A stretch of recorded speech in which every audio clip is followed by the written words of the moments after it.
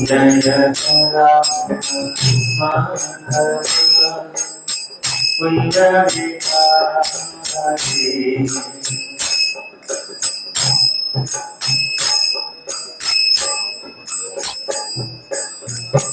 हरे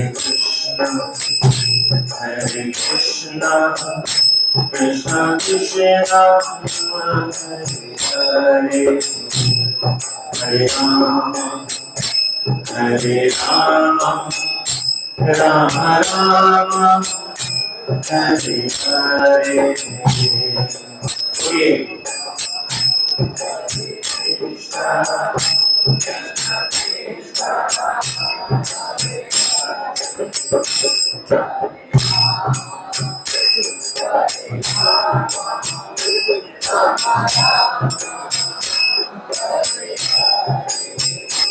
Hare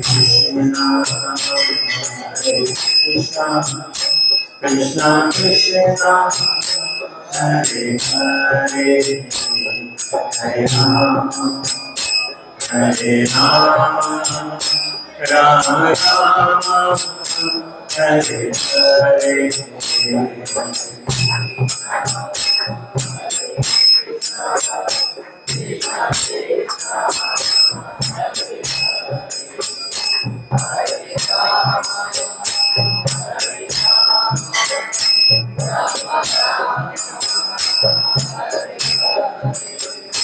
Hare Krishna,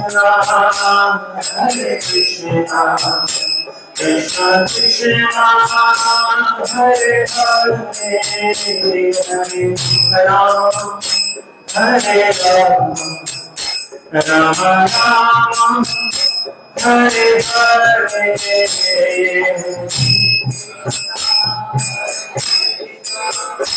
Krishna Krishna, Hare Hare, Hare Rama,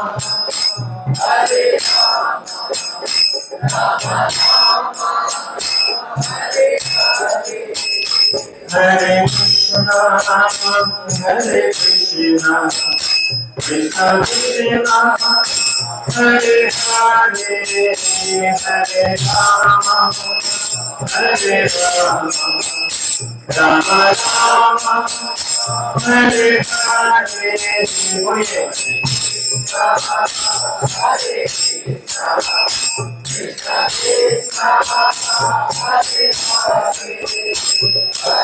Krishna,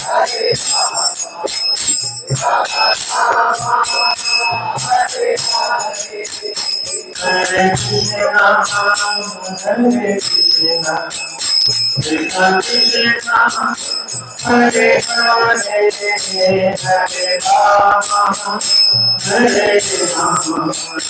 Rama, Rama Rama, Hare Hare. Hare Krishna, Hare Krishna, Krishna Krishna, Hare Hare, Hare Rama, Hare Rama, Rama Rama, Hare Hare. Hare Krishna, Krishna Krishna, Hare Hare, Hare Rama, Hare Rama, Rama Rama, Hare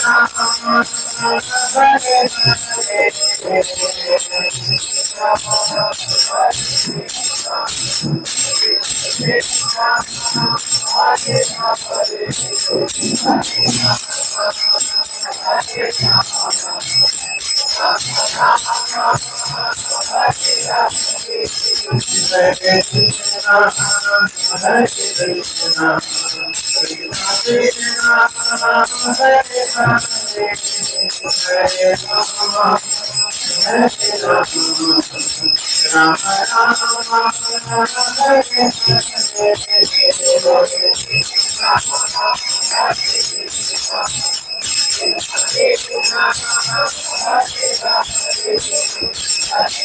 Hare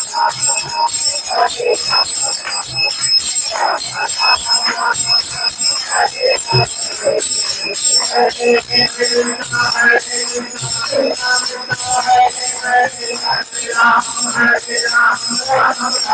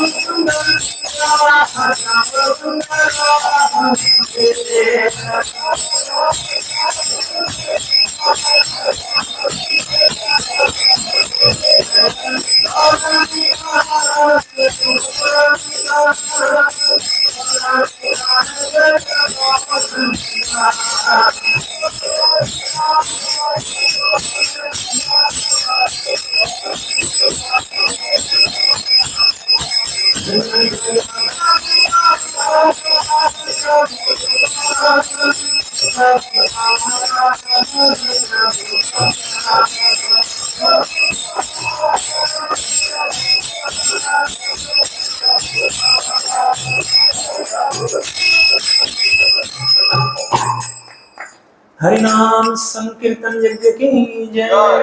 उपस्थित समस्त भक्त वृंद की जय। ओम ज्ञानतिमिरान्धस्य ज्ञानाञ्जनशलाकया चक्षुरुन्मीलितं येन तस्मै श्रीगुरवे नमः। हे कृष्ण करुणा सिंधु दीनबन्धु जगत्पते गोपेश गोपिका कांत राधा कांत नमस्तुते। तप्त कांचन गौरांगी राधे वृंदावनेश्वरी वृषभानुसुते देवी प्रणमामि हरिप्रिये। वाञ्छाकल्पतरुर्भक्षः कृपा सिन्धुभ्य एव च पतितानां पावनेभ्यो वैष्णवेभ्यो नमो नमः। जय श्री कृष्ण चैतन्य प्रभु नित्यानंद श्री अद्वैत गदाधर श्रीवासादि गौर भक्त वृंद। सभी लोग ऊपर हाथ करिए। हरे कृष्णा कृष्णा कृष्णा हरे हरे, हरे राम राम राम हरे हरे। मूकं करोति वाचालं पंगुं लंघयते गिरिं यत्कृपातमहं वन्दे श्रीगुरुदीनतारणं श्रीचैतन्येश्वरं परमानन्दमाधवम्।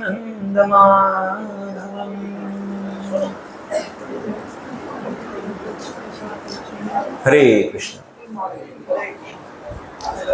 तो आप सभी का स्वागत है आज के भगवद गीता कार्यक्रम के द्वितीय सत्र में।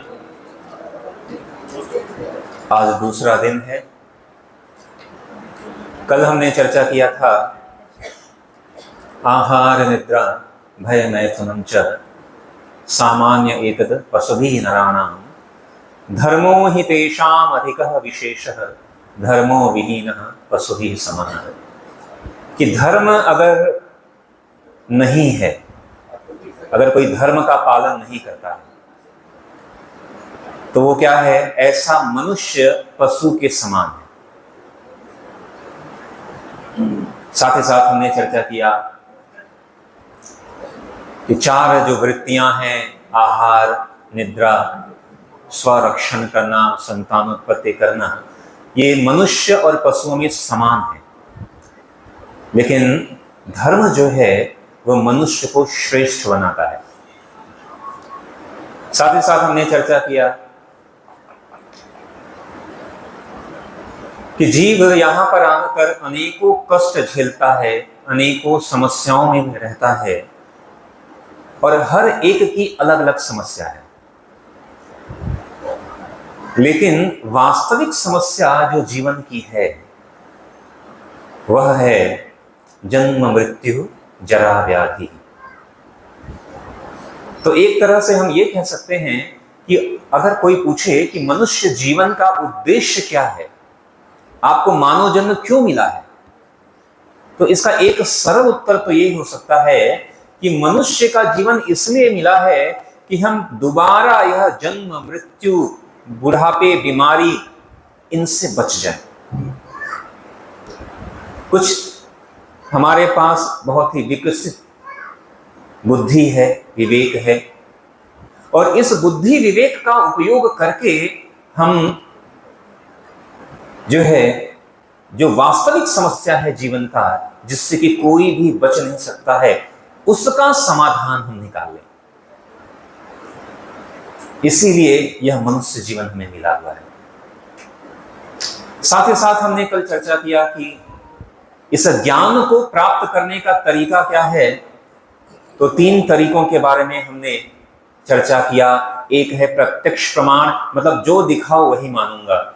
तो कल हमने यहाँ पर यह चर्चा किया कि जरूरी नहीं है कि हम देख कर ही माने। अनेकों ऐसी चीज हैं जो हम देखते कुछ और हैं, मानते कुछ और हैं। तो प्रत्यक्ष प्रमाण के द्वारा अगर कोई कहे नहीं मैं देखूंगा तभी मानूंगा, नहीं तो नहीं मानूंगा, तो इसके आधार पर वह ज्ञान को सही तरीके से प्राप्त नहीं कर सकता। दूसरा था अनुमान लगाना।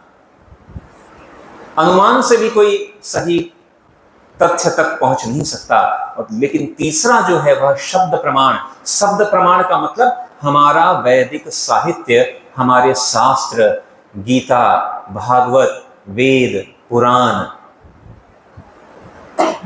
इनको कहा गया श्रुति, शब्द प्रमाण। श्रुति मतलब जो सुनकर, शब्दों को सुनकर जो ज्ञान की एक परंपरा चली।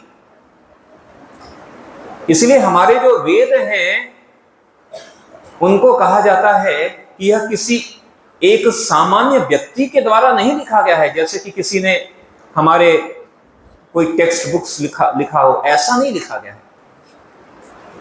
इसीलिए कहा गया कि ये अपौरुषीय है। अपौरुषीय का मतलब क्या है कि जो व्यास जी हैं, व्यास जी भी स्वयं भगवान के सत्यावेश अवतार हैं। सत्यावेश अवतार का मतलब होता है कि जब भगवान किसी व्यक्ति को विशेष शक्ति देकर भेजते हैं तो ऐसे व्यक्तित्व को कहा जाता है सत्यावेश। तो भगवान ने व्यास जी को जो ज्ञान दिया, उसी ज्ञान को उन्होंने संकलित कर दिया। और कल हमने यह भी चर्चा किया था कि हमारे वेद पुराण में लिखी हुई एक भी बात आज तक गलत साबित नहीं हुई है। तो उसी गीता, भागवत, पुराण, वेद के आधार पर आगे के हम 6 दिन हम चर्चा कर रहे हैं। तो आज का जो विषय है आप यहां पे देख रहे हैं वह है आत्मा, आत्मा का विज्ञान। तो आज किन किन विषयों पर चर्चा करेंगे? आज का विषय लंबा है काफी, तो आज जितना हो सकेगा उतना करेंगे, और नहीं तो फिर कल भी इसको कर सकते हैं, जितना हो सकता है। तो आज हम चर्चा करेंगे कि हम कौन हैं, हम कहां से आए हैं, मृत्यु के बाद हम कहां जाएंगे, आत्मा शरीर में कहां रहता है, क्या आत्मा परमात्मा बन सकता है, हमारा धर्म क्या है, आत्मा का धर्म क्या है, मुक्ति के बाद क्या होता है, हम दुखी क्यों हैं। तो ये लगभग इन विषयों के आधार पर आज का हम जो है सत्र लेने जा रहे हैं। तो सबसे जो महत्वपूर्ण प्रश्न है कि मैं कौन हूं, आप कौन हैं। तो अगर कोई सामान्यतः कोई पूछता है कि आप कौन हैं, तो हम क्या उत्तर देते हैं, क्या बताएंगे हम? नाम बताते हैं कि मैं आदि गुरुदास हूं, या जो भी आपका नाम हो कि मैं हूं। और क्या बता सकते हैं? पिता का नाम भी बता सकते हैं, पिता के नाम से कि मैं इनका पुत्र हूं। ठीक है, मैं श्रीमान इनका पुत्र हूं। तो यह भी हमारा परिचय हो सकता है। तो हम कौन हैं? तो सबसे पहला हो गया कि भाई नाम बता दिया, मेरा नाम ये है, ऐसा कुछ। और आपने किसी ने कहा पिता के नाम से, और क्या बता सकते हैं? कार्य जो करते हैं, जैसे डॉक्टर, विद्यार्थी जो कार्य करते हैं, जैसे मैं एक विद्यार्थी हूं। किसी ने पूछा आप कौन है? मैं तो डॉक्टर हूं भाई, मैं इंजीनियर हूं, ठीक है, मैं पुजारी हूं, मैं टीचर हूं, शिक्षक हूं। तो ये भी बता सकते हैं अपना पद या प्रोफेशन। और भी कुछ बता सकते हैं अगर पूछे कि आप कौन हैं। और क्या बता सकते हैं? हाँ, आवाज नहीं आ रही है किसी की। कोई बता रहा है? कोई कुछ? हाँ, क्या? कहाँ का रहने वाला हूं। जैसे कोई पूछे कि आप कौन है, अरे मैं राजस्थानी हूं। कोई कहेगा मैं गुजराती हूं। कोई कहेगा कि मैं जो है बंगाल का रहने वाला हूं, मैं बंगाली हूं। या कोई बता सकता है अरे मैं, अब आप भारत के बाहर जाओगे तो पूछेगा कौन? हम आई एम इंडियन, मैं भारतीय हूं। तो कहां के रहने वाले हैं इसके आधार पर भी आपका परिचय होता है। ठीक है। इसके अलावा कई बार ये भी बता सकते हैं, अरे ये कौन है, अरे ये दादाजी हैं, ठीक है, ये पिताजी हैं। तो संबंध के आधार पर भी जो है परिचय हो सकता है, संबंध के आधार पर। इसके अलावा जेंडर के आधार पर भी हो सकता है, स्त्री है पुरुष है, मैं स्त्री हूं मैं पुरुष हूं। राष्ट्रीयता के आधार पर जैसे हमने बताया, भारतीय, अमेरिकन, चाइनीज, जापानीज। जाति के आधार पर भी हो सकता है, कई बार जाति के आधार पर भी करते हैं, मैं ब्राह्मण हूं मैं क्षत्रिय हूं, इस तरह की अन्य भी जो भी। तो सामान्यतः अगर कोई कहेगा कि परिचय दो, तो इनमें से ही कुछ परिचय आप दोगे कि मैं कौन हूं, है कि नहीं। अब मेरा प्रश्न यह है कि इनमें से अच्छा नाम बदल सकता है क्या? नहीं, नाम बदल सकता है, हाँ या ना? हाँ, ठीक है। कभी कभी तो एक लोगों के दो दो नाम होते हैं। घर का बुलाने का निकनेम अलग होता है, पुकारने का अलग होता है, और जो है आधार कार्ड में लीगल नेम में कुछ अलग होता है। ठीक है। जैसे भगवान के तो अनेकों नाम हैं, कृष्ण, केशव, माधव, जो भी नाम बोलो, तो व्यक्ति बदल गया क्या? नहीं, एक ही व्यक्ति है। नाम बदल सकता है, कभी कभी ऑफिशियल नाम भी बदल सकते हैं, एफिडेविट देकर आप अपना है। तो नाम अगर कहें कि नाम ही मेरी पहचान है, तो नाम तो बदल सकता है,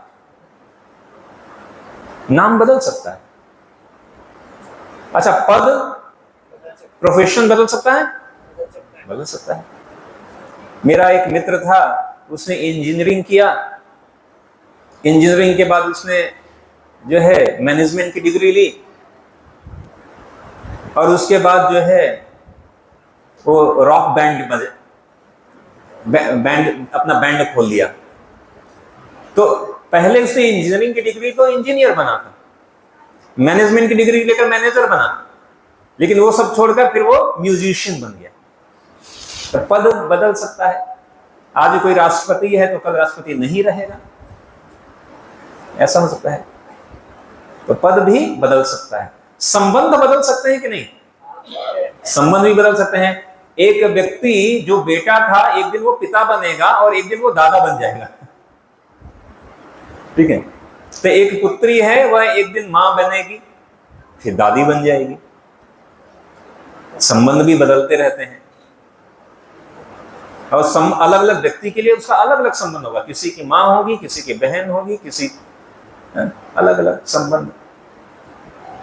राष्ट्रीयता बदल सकती है, राष्ट्रीयता भी बदल सकती है। कई बार लोग विदेश में जाते हैं और वहां की नागरिकता ले लेते हैं, कहते हैं हम भारतीय के साथ अभी अमेरिकन बन गए, ग्रीन कार्ड मिल गया भाई, अमेरिकन बन गए। अच्छा, जाति बदल सकती है क्या? जाति भी बदल देती है। अच्छा, जेंडर बदल सकता है क्या? सामान्यतः तो नहीं बदल सकता, लेकिन आजकल मेडिकल फील्ड में ऑपरेशन से लोग जेंडर भी बदल ले रहे हैं कलयुग के कारण। तो प्रश्न यह है कि अभी तक हम जो कह रहे हैं, पहचान जो अपनी बता रहे हैं, अपने नाम से, अपने पद से, अपने संबंध से, देश, जाति, इन सब से, ये सारी चीजें बदल सकती हैं। तो जो बदल सकती हैं, मतलब वो परिचय, वो आपका वो नहीं है, क्योंकि परिचय जो है यानी आप कौन है, वो बदल नहीं सकता। जो बदल जाए, जैसे कल हम बात कर रहे थे कि सत्य कभी बदलता नहीं, और जो बदल जाए वो सत्य नहीं। तो इसी तरह अगर हमारा परिचय सब ये बदल जाए, अभी तक हम जो परिचय सबको दे रहे हैं वो सब बदल सकता है। वो परिचय हो सकता है, लेकिन वो केवल संबंधित परिचय है, वास्तविक परिचय नहीं है। संबंधित परिचय, अलग अलग लोगों के लिए अलग अलग परिचय हो सकता है। तो ये जितने भी परिचय के ये बिंदु हैं, ये सारे बदल सकते हैं। सब बदल सकते हैं, नाम बदल सकता है, पद, प्रोफेशन, ये सब बदल सकता है। ठीक है, तो यही हम बात कर रहे हैं कि अगर परिचय का बिंदु बदल गया, कुछ लोग कहेंगे ये स्लाइड अच्छी है ठीक है, तो अगर परिचय का बिंदु बदल गया तो क्या व्यक्ति बदल सकता है? बदल गया? नहीं बदला, व्यक्ति वही है, व्यक्ति वही है, परिचय बदल गया उसका। यानी परिचय बदल गया लेकिन व्यक्ति वही है। लेकिन अभी भी प्रश्न यही है, हम वास्तविक कौन हैं? तो इसलिए श्रीमद् भगवद गीता कहते हैं, भगवान गीता में कहते हैं कि हम वास्तविक रूप में यह जो शरीर, यह हम शरीर नहीं है। क्योंकि ये जितने भी परिचय अभी तक हमने दिया, ये केवल और केवल शरीर से संबंधित है। नाम किसका है? इस शरीर का नाम है। डॉक्टर कौन है? ये शरीर है। दादा माता पिता कौन है? ये शरीर है। स्त्री पुरुष कौन है? ये शरीर है। ये शरीर ही, शरीर से संबंधित ही ये सारे परिचय थे जो भी हमने देखा।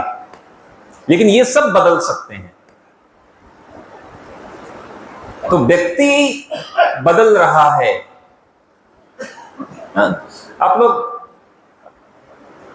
एल्बम देखते हैं ना, एल्बम फोटो खींचकर। आजकल तो एल्बम का जमाना नहीं रहा, आजकल तो मोबाइल के अंदर ही डिजिटल एल्बम है। पहले लोग फोटो खींचकर एल्बम बना के रखते थे और फिर देखते थे प्रिंट करके। आजकल उसका ट्रेंड कम हो गया है। तो चाहे डिजिटल एल्बम हो या आप उसमें देखेंगे कि अरे ये मेरी तस्वीर है, अरे आप इतने छोटे थे, अच्छा ये मैं था। लेकिन व्यक्ति, अरे आप, अगर वो आप थे तो अभी कौन हूं मैं? तो हम कह रहे नहीं, हम बड़े हो गए, लेकिन शरीर तो बदल गया। शरीर, मेडिकल साइंस के अनुसार हर 11 महीने में हम एक नया शरीर होते हैं।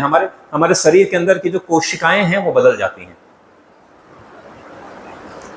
और फिर एक उम्र के बाद, ठीक है, हर समय ऐसा नहीं है कि जब परिपक्व होने के बाद वो कोशिकाएं फिर धीरे धीरे क्षीण होती जाती हैं तो हम क्या, बूढ़े होते जाते हैं।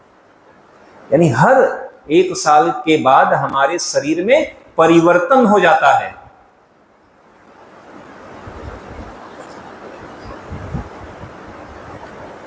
तो हम कौन हैं? हम ये भौतिक शरीर नहीं है, हम हैं एक आत्मा। अच्छा, ये बड़ी बात है कि जब भी आत्मा शब्द का नाम आता है, आत्मा, तो सब लोगों को लगता है डर।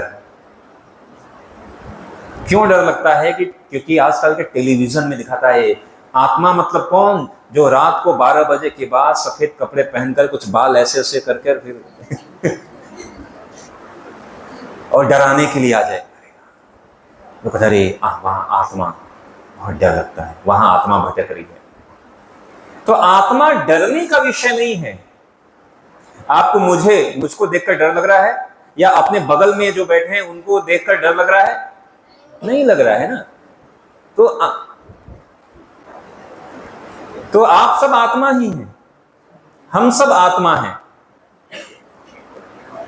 ठीक है। तो हमारे पास, हम सबके पास आत्मा है कि नहीं? कौन कौन कहता है कि हमारे पास आत्मा है? हाथ उठाइए। ठीक है, सब ठीक है, नीचे करिए।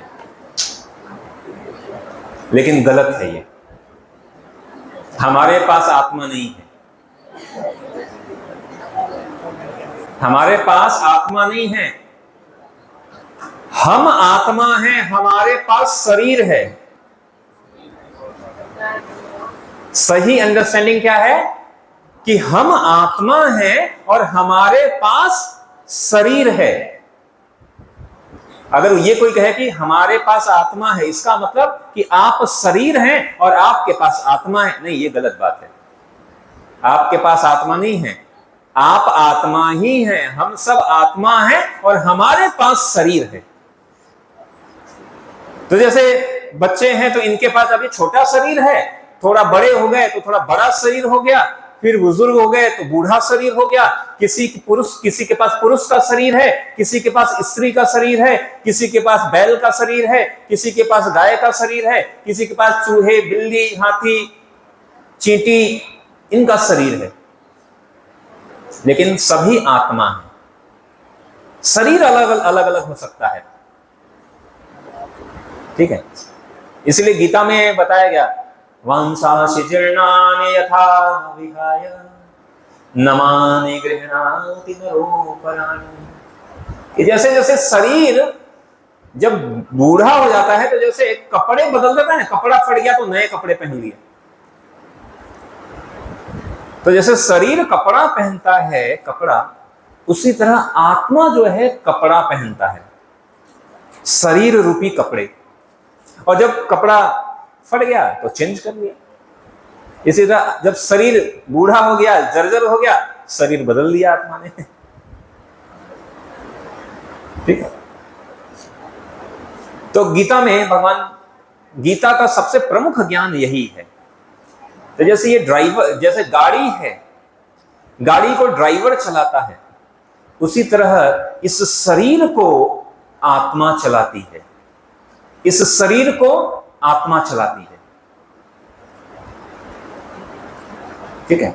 जैसे गाड़ी, ड्राइवर के बिना गाड़ी 1 इंच भी नहीं चलेगी, वैसे इस आत्मा के बिना शरीर नहीं चलेगा, ठीक है। तो अब हम प्रमाण लेते हैं, प्रमाण कि क्या सबूत है भाई आत्मा है, सबूत दिखाओ, ठीक है। प्रमाण क्या है? तो आत्मा का अस्तित्व के 3 प्रमाण हम चर्चा करेंगे। एक सामान्य समझ, दूसरा चेतना, तीसरा मृत्यु के नजदीक अनुभव और चौथा पूर्व जीवन की स्मृतियां। चार ऑप्शन हैं। तो सबसे पहले हम सामान्य समझ देखते हैं कि जब किसी व्यक्ति की मृत्यु होती है तब हम कहते हैं कि भाई इसकी मृत्यु हो गई है। हम कहते हैं ये चला गया। तो कौन चला गया? व्यक्ति तो वही है, लेटा हुआ।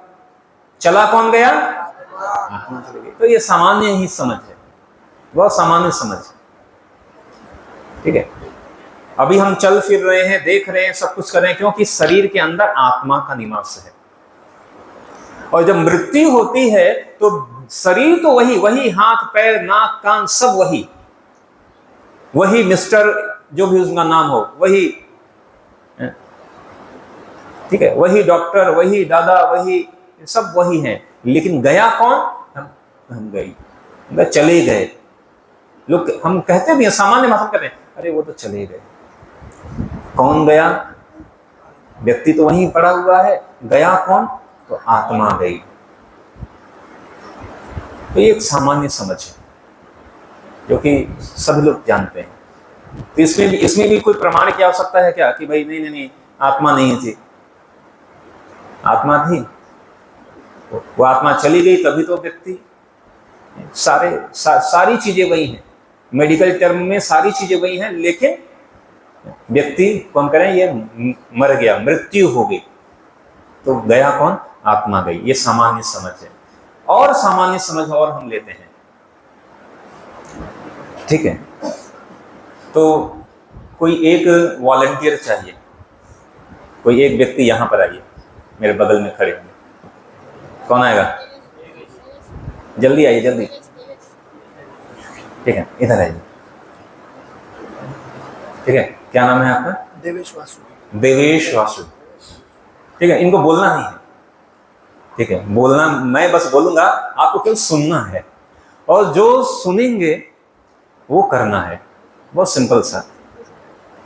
तो जो मैं बोलूंगा आपको उसको टच करना है, ठीक है, टच करना है, सामने देखिएगा, ठीक है। तो आपका हाथ कहाँ है? ऐसे टच करेंगे, ऐसे हाथ, पैर, आपका जो है कान, नाक, आंखें, पीठ, पेट, ठीक है, आपका शरीर, आपका शरीर, आप, आपका हृदय, ठीक है, तो ये क्या है? ये हृदय, और आप अच्छा ये, ठीक है, बस इतना ही। तो देखिए ये बहुत ही सामान्य समय, हम कहते हैं कि ये मेरा कान है, ये मेरा हाथ है, ठीक है, और जो भी हम कहें ये मेरा, और ये पूरा मेरा शरीर है, ठीक है। हम क्या बोलते हैं? मेरा शरीर। मेरा शरीर का मतलब कि आप शरीर नहीं हैं। जैसे उदाहरण के लिए मैं कहूं कि ये मेरा मोबाइल है, इसका मतलब कि मैं मोबाइल नहीं हूं, ठीक है। तो ये मेरा है, मेरे से संबंधित है, क्योंकि मेरे पास है तो मेरा। इसी तरह हमने कहा ये मेरा कान है, इसका मतलब हम कान नहीं है, ठीक है। ये मेरा बाल है, मतलब ये मैं बाल नहीं हूं। इसी तरह अगर ये मेरा शरीर है, इसका मतलब मैं शरीर नहीं हूं, ये मेरा है। अब तो फिर मैं कौन हूं? तो कोई कह सकते नहीं, मन, मन जो दिखता नहीं है, मन। लेकिन हम क्या कहते हैं? ये मेरा मन है। हम ऐसे बोलते हैं ना, जैसे हम सामान्य क्या बोलते हैं, आज मेरा मन कर रहा है कि मैं समोसे खाऊं। किसका मन कर रहा है? मेरा। कभी हम ऐसा बोलते हैं क्या, आज मैं मन कर रहा है मैं समोसा खाऊं? नहीं, ऐसा नहीं। मेरा मन, आज मेरा मन कुछ ठीक नहीं है, आज मेरा मन बहुत प्रसन्न है। क्या बोलते हैं? मेरा मन। इसका मतलब कि जैसे मेरा कान है, मेरा नाक है, उसी तरह मन मेरा है, लेकिन मैं मन नहीं हूं। इसी तरह बुद्धि,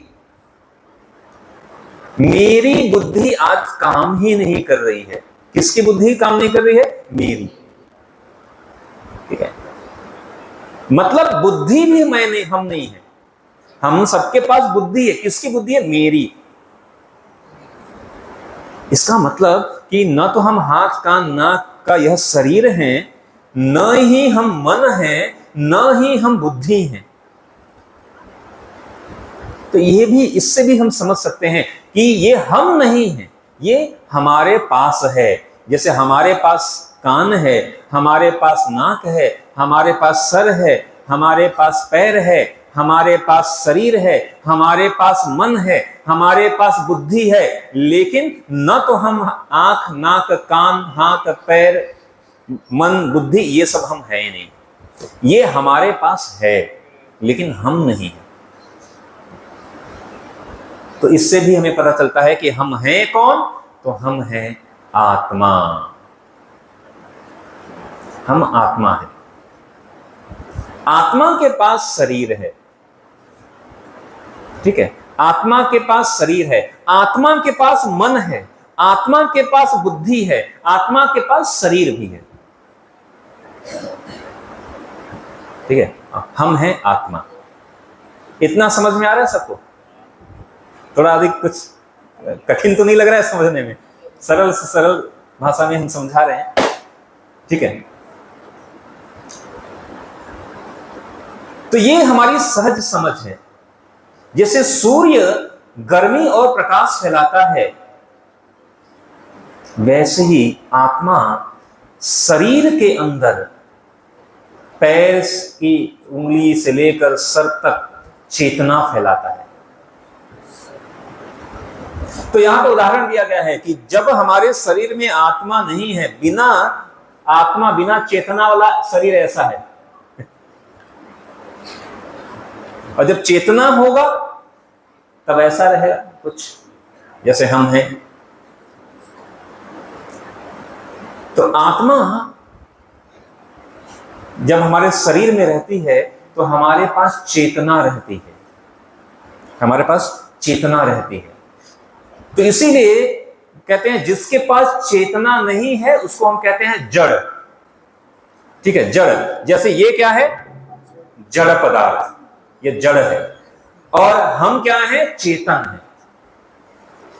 ये है जड़। पत्थर क्या है? जड़, ठीक है, ये जड़ है, ये जड़ है, टेबल जड़ है, लेकिन हम हैं चेतन। तो चेतन क्यों है? क्यों? चेतन का अर्थ मतलब होता है कि हमारे पास विचार है, हम इच्छा कर सकते हैं, हमारे अंदर भावनाएं हैं। इच्छा, विचार, भावनाएं जिसके अंदर होती हैं उसका मतलब कि वह चेतन है। और चेतना जो है आत्मा का सिम्टम्स है, आत्मा के कारण चेतना है। आत्मा नहीं होगा, ठीक है, अभी हल्का सा कोई आग लगा दे यहां पे, अरे जल गया, लेकिन जब व्यक्ति मर जाता है तो फिर चिता पर जला रहे हैं, उसको दुख नहीं होता है, उसको कोई भावना नहीं आ रही है। अरे क्यों? क्योंकि चेतना चली गई है, उसकी आत्मा चली गई है। तो गीता में यही बात बता रहे हैं कि जो अभी जो हमने श्लोक बोला था, मांसांसि जीर्णानि यथा विहाय, कि जैसे जैसे शरीर जीर्ण होता जाता है, बच्चे जन्म लेते हैं, फिर हम बढ़ते हैं, फिर और बड़े होते हैं, फिर और बड़े होते होते फिर धीरे धीरे मृत्यु की तरफ बढ़ते हैं। इसे कहते हैं शरीर, आत्मा का शरीर के अंदर जो है सफर, यात्रा, इंग्लिश में कहते हैं ट्रांसमाइग्रेशन, मतलब एक शरीर से दूसरे शरीर में आत्मा का। एक और उदाहरण दे रहे हैं, जैसे अंतर क्या है चेतन में और जड़ में। जड़ मतलब अचेतन। जैसे उदाहरण के लिए हम कोई मूवी देख रहे हैं और कैमरा भी देख रहा है मूवी, रिकॉर्डिंग। अब जैसे ये यहां पर रिकॉर्डिंग हो रहा है, तो ये भी देख रहा है, इसकी भी आंखें हैं कैमरे का, ठीक है, वो भी सारा रिकॉर्ड कर रहा है। आप लोग की जो आंखें हैं वो भी रिकॉर्ड कर रही हैं, मतलब एक तरह से देख रही हैं। तो कैमरे की आंख और आपकी आंख में बहुत अंतर है। कैमरे की आंख जो है वो अचेतन है, जड़ है, जबकि आपकी आंख जो है वो चेतना युक्त है। और इसलिए अंतर क्या है कि जब कभी कोई चीज, जैसे कोई मूवी देख रहा है, उसमें कोई दुख का समय आया तो लोग रोने भी लगते हैं। कभी देशभक्ति वाला कुछ आया, सब लोग उत्साह में आ जाते हैं, यस। ट्रेजेडी सीन आया, रोने लगते हैं। लेकिन कैमरा, उसके पास कोई भावना नहीं है, वो बस रिकॉर्ड कर रहा है, कुछ भी आए। लेकिन हम जब आंखों से देखते हैं तो आंखों से देखने के बाद ये हमारे चेतना तक वो सूचना देता है, और उसके आधार पर हम कभी कभी कुछ देखकर हंसने लगते हैं, कभी कभी कुछ देखकर रोने लगते हैं, कभी कभी देखकर गुस्सा आता है, कभी कभी देखकर खुशी आता है। क्यों आ रहा है ये सारी भावनाएं क्यों आ रही हैं? आत्मा के कारण आ रही हैं। तो ये एक सामान्य समझ है। दूसरा प्रमाण है मृत्यु के नजदीक का अनुभव। मृत्यु के नजदीक का अनुभव, ये चित्र आप जानते हैं? कोई बता सकता है ये चित्र क्या है? ये चित्र दिखाया जा रहा है यहां पर ये कहानी से संबंधित। हाँ, आप बता रहे हैं, हाथ उठा रहे हैं, आप बताएंगे? बैठ कर बता दीजिए।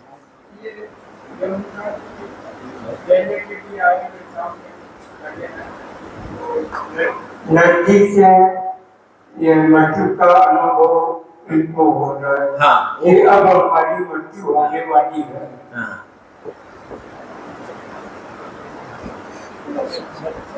और हाँ बताइए। ये व्यक्ति है, इसे मृत्यु के यमदूत लेने आए हुए हैं। नाम बताइए, नाम क्या है? यमदूत। नहीं, ये यमदूत, हाँ यमदूत हैं। यमदूत लेने आए हैं, मगर श्री कृष्ण के जो दूत है वो। और कोई बताएगा? आप सब लोग सही बता रहे हैं, लेकिन मैं स्पष्ट रूप में सुनना चाहता हूँ, ये कथा कौन सी है? ये भागवत के अंदर कथा है। अजामिल, ठीक है, अजामिल की कथा है इसमें, ठीक है, ये अजामिल की कथा है। तो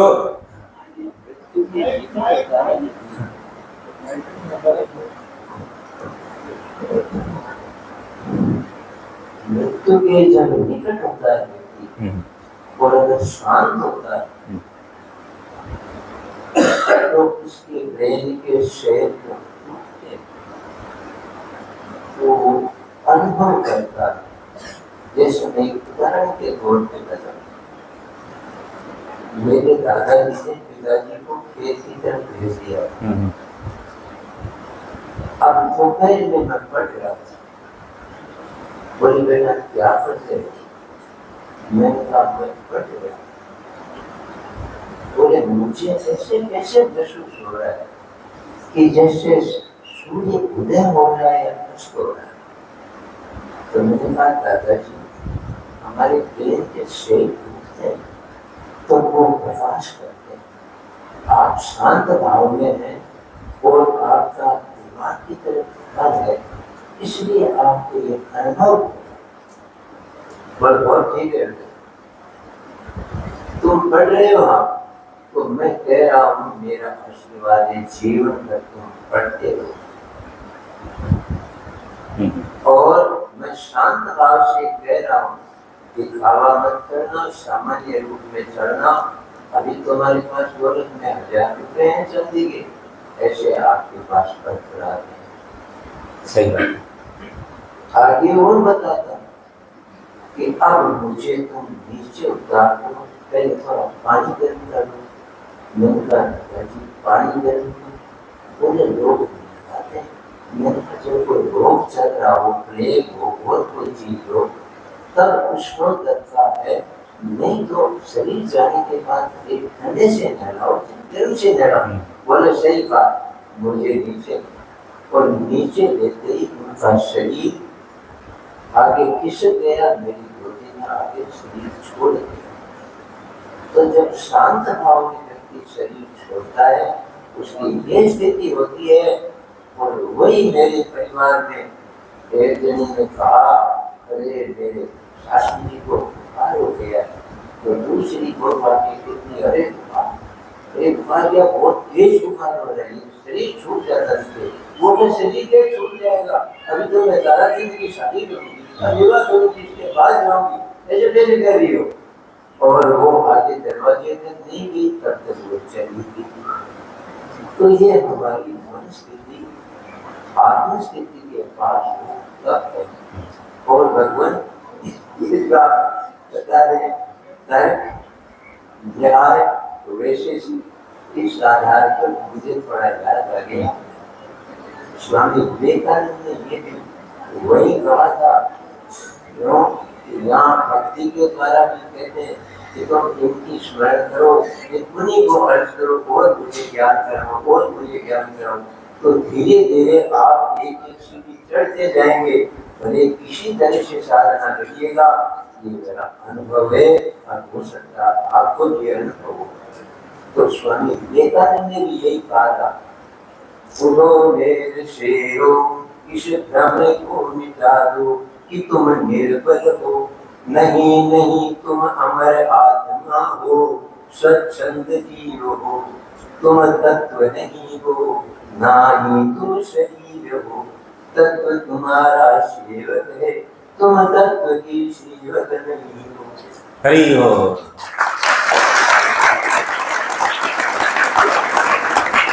तो ये जो कथा आती है ये अजामिल की कथा है, जहां पे अजामिल एक ब्राह्मण था, लेकिन बाद में किन्हीं कारणों से वह अपने ब्राह्मण के गुण को छोड़ दिया और अंतिम समय में जो है जब उसकी मृत्यु होने वाली थी, उसने पूरे जीवन भर सही ठीक से काम नहीं किया, अच्छे काम नहीं किए, तो अंत समय में उसको यमदूत लेने आए। यमदूत लेने आए, लेकिन उसका एक पुत्र था जिसका नाम था नारायण। तो वो डर के मारे अपने पुत्र को बुलाया, नारायण नारायण।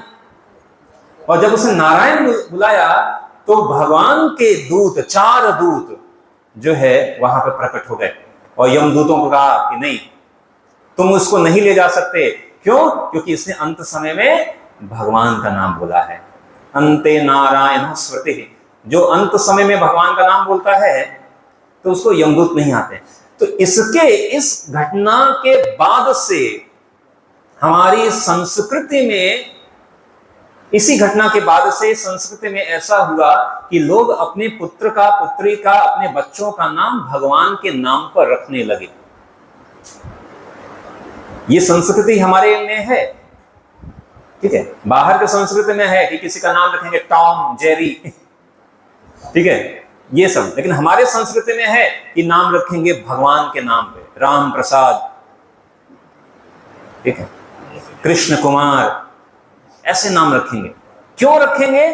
क्योंकि स्वाभाविक रूप में परिवार के जनों के प्रति स्नेह भी रहेगा। कई जगहों पर जो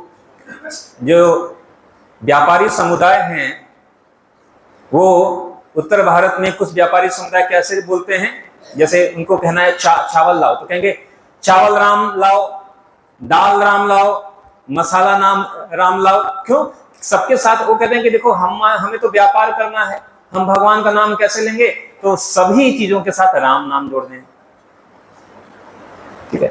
हमारी संस्कृति परंपरा क्या है कि हम किसी को मिलते हैं तो कहते हैं हेलो, हाउ आर यू, नहीं, टाटा बाय बाय नहीं बोलते हैं, हम कहते हैं राम राम भैया। तो ये क्यों संस्कृति में आई? इस कथा के बाद से, इस कथा के बाद से आई। तो ये कथा है, इसमें अजामिल को अंत समय में मृत्यु के नजदीक का अनुभव हुआ। उसने यमदूतों को भी देखा, और कहते हैं कि ऐसे अनुभव हम सब, अनेकों लोगों को होता है। अंतिम समय में अनुभव होता है, जब व्यक्ति मरने होता है तो उसको दिखता है, उसको दिखता है ऐसे अनुभव। और अभी भी हम सबको दिख रहा है मृत्यु का अनुभव। क्या? प्रतिदिन मृत्यु का अनुभव हो रहा है। क्या? अरे बाल सफेद होने लगे। ये भगवान क्या दे रहे हैं? ठीक है, संदेश दे रहे हैं कि अरे भाई देखो, बाल सफेद होने लगे, आंखें कमजोर होने लगी, कान कमजोर, सुनाई कमजोर होने लगा, शरीर कमजोर हो रहा है। तो ये सब भी क्या है? मृत्यु के नजदीक का ही अनुभव है, लेकिन हम उसको समझ नहीं पा रहे हैं। प्रतिदिन ये अनुभव हो रहा है। तो अनेकों ऐसे अनुभव, और ऐसे अनेकों अनुभव हैं। यहाँ पे कुछ पत्रिका के कुछ रिसर्च हैं जहां पर मृत्यु के नजदीक का अनुभव है। इस एक कथा ये बता रहे हैं, ये रिसर्च किया गया, ठीक है। रिसर्च में बताया गया कि एक लड़की थी, ये चूंकि रिसर्च है इसलिए इंग्लिश में एज इट इज मैं डाल दिया हूं, मैं इसको बता रहा हूं आपको। किसमें एक लड़की थी, ये यहां पे चित्र दिखाया जा रहा है, और इस लड़की का जन्म, जब ये लड़की छोटी थी तो इसको अनुभव हुआ, और ये बताती थी कि मेरा घर जो है वहां है, किसी जगह पे बताती थी कि मेरा घर वहां है, ठीक है। मेरे पति का नाम, अब इतनी छोटी बच्ची है, तो मेरे पति का नाम ये है, मेरे पुत्र का नाम ये है। तो उसको अपने पिछले जीवन का कुछ स्मरण हुआ, और इसके ऊपर रिसर्च किया गया, ठीक है। रिसर्च करने के लिए लोग लेके गए, ठीक है। और जब उन्होंने रिसर्च किया तो देखा ये इस लड़की का पुराना घर, वहां पे गए, और वो देखते ही सबको बताया कि ये मेरे जो है पति हैं, ये मेरा बेटा है, मेरी बहू है, सबका नाम बता दिया। और ऐसे एक नहीं, अनेकों केसेस ऐसे हुए हैं पूर्व जन्म का। इसके ऊपर अनेकों पुस्तकें लिखी गई हैं, हाँ? लेकिन गीता भागवत तो पहले से ही बता रहा है कि हम सबके कई जन्म, हम इस जन्म के पहले भी जन्म था, और इस जन्म के बाद भी जन्म होगा, ठीक है। एक और आधार हम बता रहे हैं कैसे। जैसे जब कोई जन्म लेता है, तो कोई जन्म लेता है, जन्म लेते ही किसी गरीब के घर में जन्म लेता है, कोई किसी अमीर के घर में जन्म लेता है, कोई जन्म लेता है तो बहुत सुंदर जन्म लेता है, कोई उतना सुंदर नहीं होता है, कोई जन्म लेते ही बीमार रहता है, बीमार ही बच्चा पैदा हुआ, कोई जन्म लेते ही थोड़ा स्वस्थ रहता है। तो मेरा प्रश्न यह है कि किस आधार पर हमारा जन्म होता है? किस आधार? कोई आधार तो अच्छा कई बार ऐसा भी होता है कि बच्चा जन्म लेते ही मर गया। अच्छा, अभी जो बच्चा जन्म ही नहीं लिया उसका कौन सा कर्म? पिछले जन्म का। मतलब अगर हम कर्म का बात कह रहे हैं तो जो अभी जन्म नहीं लिया तो उसने तो अभी फिलहाल के लिए कोई कार्य तो किया नहीं। तो किस आधार पर, ठीक है, किस आधार पर ये जो है जन्म मिल रहा है कि कोई जन्म लेते ही बीमार, कोई जन्म लेते ही सुंदर, कोई जन्म लेते ही, तो पिछले जन्म के आधार पर। इसका मतलब कि हमारा जन्म ही ये सबूत है कि इससे पहले भी हमारा जन्म था, जिसके आधार पर हमको ये जन्म मिला है। ये स्वयं में सबूत है। और इसीलिए यह भी सबूत है कि इस जन्म के बाद जब ये हमारी मृत्यु होगी तो इसके बाद भी जन्म मिलेगा। इसीलिए गीता कह रहे हैं कि मृत्यु से डरना नहीं है। सबको पता है मर जाएंगे, क्योंकि ये तो शरीर बदल रहा है, आत्मा तो वही है। आत्मा तो कभी तो मरता ही नहीं है। न हन्यते हन्यमाने शरीरे। आत्मा को कोई भी काट नहीं सकता, कोई जला नहीं सकता, हवा सुखा नहीं सकती। तो हम वो आत्मा हैं। तो लोग पूछते हैं कि भाई आत्मा को किसी ने देखा है? आत्मा को किसी ने देखा है? ये थोड़ा चेयर चेंज कर सकते हैं? चेयर। तो एक अभ्यास कर रहे हैं। कल मैंने बोला था कि आत्मा को हम दिखाएंगे। तो अभी ये अभ्यास हम करते हैं कि आत्मा को कैसे देखना है। आप सबको दिखेगी आत्मा। इसके ऊपर ही रख दीजिए।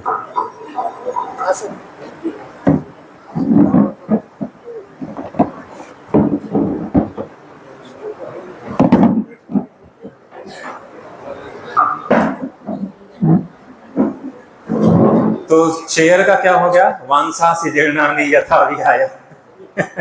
जैसे शरीर जीर्ण हो जाता है तो बदलना पड़ता है, तो चेयर भी जीर्ण हो गया, अभी बदलना पड़ गया। ठीक है, लेकिन चेयर में आत्मा नहीं है। वो जड़ पदार्थ है। जैसे ये शरीर भी जड़ पदार्थ है, शरीर भी जड़ है। तो हम अभ्यास कर रहे हैं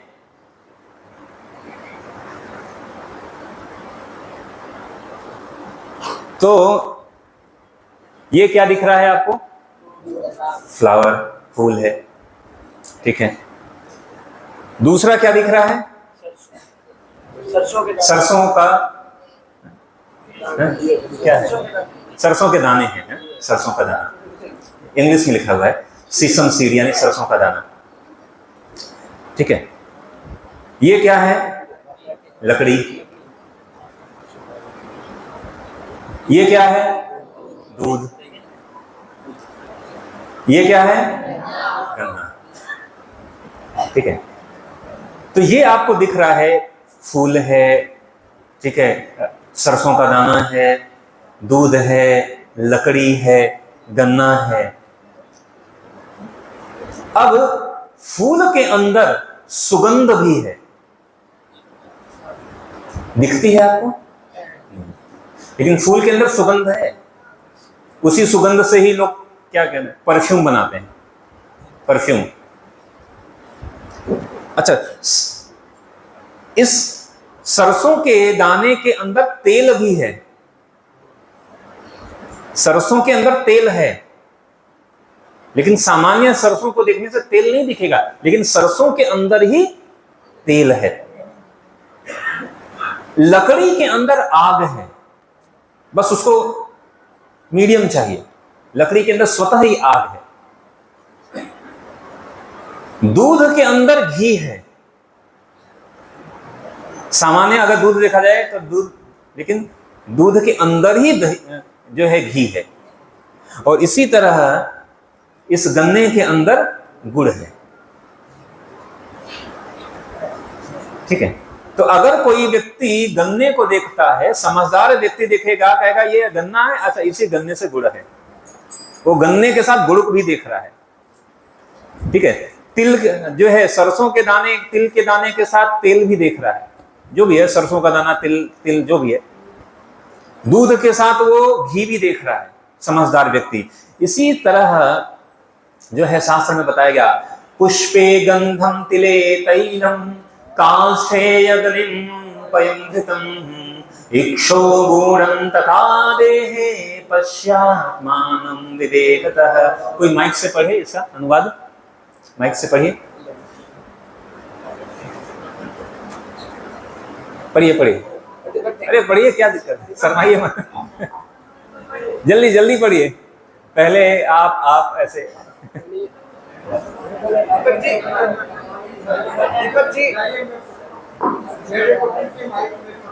चलो लाओ, इधर लाओ, इधर पढ़ेंगे, ये इधर लाओ, लाओ इधर लाओ। चलो आप पढ़ो, जल्दी पढ़ो। नहीं दिख रहा है, इनको दे दो, ये पढ़ेंगे।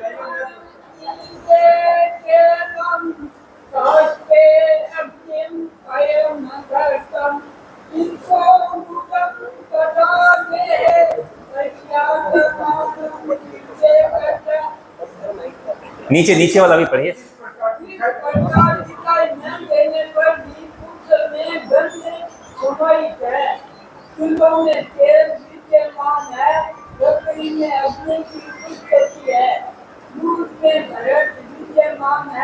और गन्ने में रस मौजूद है, उसी प्रकार मनुष्य के इस शरीर में ऐसे देव तत्वों के रूप से जिनके परम सत्ता भी विद्यमान है। ठीक है। तो इस शरीर को देखते ही विद्वान व्यक्ति शरीर के साथ आत्मा को भी देखता है, शरीर के साथ आत्मा को देखता है। ठीक है। तो नजर चाहिए देखने वाली, पारखी नजर चाहिए, जिसको समझ नहीं है। ये पुष्प के अंदर गंध भी दिख रहा है, तिल के अंदर तेल भी दिख रहा है, उसी तरह शरीर के अंदर जो है वह आत्मा भी दिखती है, शरीर के अंदर आत्मा। तो हम शरीर नहीं हैं, हम आत्मा हैं। इसी तरह एक जीवित व्यक्ति और एक जड़ में अंतर क्या है? तो अंतर यही है कि जो जीवित व्यक्ति है उसके अंदर भावनाएं हैं। साइंस कहता है, विज्ञान कहता है, एक प्रोफेसर थे डॉक्टर हैरी मॉन्सन, ठीक है, इन्होंने कहा कि हमारा जो शरीर है वो आत्मा कुछ नहीं है। हमारा शरीर केवल केमिकल का बना हुआ है, रासायनिक तत्वों का बना हुआ है, और हमारे शरीर में कैल्शियम है, आयरन है, फास्फोरस है, पानी है, और भी अलग अलग चीजें हैं। ठीक है, अलग अलग चीजें हैं, और इन सारे चीजों से मिलकर हमारा शरीर बनाया। भाई ये आत्मा कुछ नहीं होती, किसने देखा है? तो इन्होंने कहा कि कैल्शियम इतने परसेंट कैल्शियम है, इतने परसेंट जो है आयन है, इतने परसेंट फास्फोरस है। अगर इन सबका जो अगर हम दाम निकालें तो पूरा जो शरीर है वो 110 रुपए का बनता है। पूरा शरीर 110 रुपए का बनता है, 110 रुपए का शरीर, क्योंकि कैल्शियम 500 ग्राम calcium, 2 kilo iron, 5 kilo phosphorus, 2 litre पानी, और ये सब का दाम मिला दिया तो बन गया 110 रुपए का शरीर। ठीक है, तो केवल हमारी कीमत क्या 110 रुपए की है। अब जैसे मान लीजिए कि एक हमारा मित्र जा रहा है, साइकिल से जा रहा है, ठीक है, साइकिल से जा रहा है, और उसका एक्सीडेंट हो गया, मतलब ना हो तो अच्छा है, लेकिन सिर्फ समझने के लिए कर रहे हैं, उसका एक्सीडेंट हो गया, तो आप किसको बचाओगे, मित्र को या साइकिल को? अच्छा, मान लीजिए आपका मित्र जो है साइकिल की जगह पर मोटरसाइकिल से जा रहा है, जो कि 50,000 की है। आजकल तो 1-1 लाख 2-2 लाख की भी आती है मोटरसाइकिल। मान लो 50,000 की मोटरसाइकिल पे जा रहा है और एक्सीडेंट हो गया, तो किसको बचाओगे? अगर मान लो आपका मित्र मर्सिडीज बेंज में जा रहा है जो कि 60 लाख से 1 करोड़ रुपए की आती है और एक्सीडेंट हो गया तो किसको बचाओगे? अगर मान लीजिए आपका मित्र होंडा जेट मतलब अपना पर्सनल जेट विमान से जा रहा है जिसकी कीमत जो है 4.5 करोड़ और उसका एक्सीडेंट हो जाए तो किसको बचाएंगे? मित्र को बचाएंगे, साइकिल को नहीं बचाएंगे। चाहे 2000 की साइकिल हो और चाहे करोड़ों का विमान हो, लेकिन बचाएंगे मित्र को। किसको बचाएंगे? मित्र को बचाएंगे। उसी तरह ये जो शरीर है ये साइकिल है या मोटरसाइकिल है, जो भी मान लो, मित्र वास्तविक व्यक्ति को बचाएंगे, जिस पर सवारी कर रहा है उसको नहीं बचाएंगे। इसी तरह ये जो शरीर है ये शरीर भी है साइकिल के जैसा, मोटरसाइकिल के जैसा। अभी तक आप या हम जितने भी काम कर रहे हैं उन सारे काम का असर किस पे पड़ रहा है? केवल इस शरीर पर ही तो पड़ रहा है। इस शरीर को ही हम बनाए रख रहे हैं। इस शरीर को ही बनाए रखने के लिए सारे काम, बचपन से लेकर बुढ़ापे तक जितने कार्य कर रहे हैं इस शरीर को अच्छे से रखने के लिए, इस शरीर को सुविधाजनक रखने के लिए ही सारे कार्य कर रहे हैं। लेकिन आप सब कह रहे हैं कि जैसे मोटरसाइकिल, साइकिल, होंडा महत्वपूर्ण नहीं है। महत्वपूर्ण है। अगर कोई व्यक्ति डूब रहा है तो उसके कपड़े को बचाएंगे या व्यक्ति को बचाएंगे? व्यक्ति को बचाएंगे। ऐसा नहीं कपड़े को बचा देगा। उसी तरह महत्वपूर्ण क्या है? अब इसीलिए प्रश्न है कि अगर हम आत्मा हैं, पहली बात अभी तक हमको पता ही नहीं था कि हम आत्मा हैं। सामान्य रूप में हम कहते हैं कि हम शरीर नहीं, हम आत्मा है, हम शरीर नहीं आत्मा है। अगर आप आत्मा हैं तो आत्मा के लिए हम क्या कर रहे हैं? रोज हम भोजन कर रहे हैं, किसको खिला रहे हैं? शरीर को। आत्मा को आपने किसी ने खिलाया आज तक? नहीं खिलाया।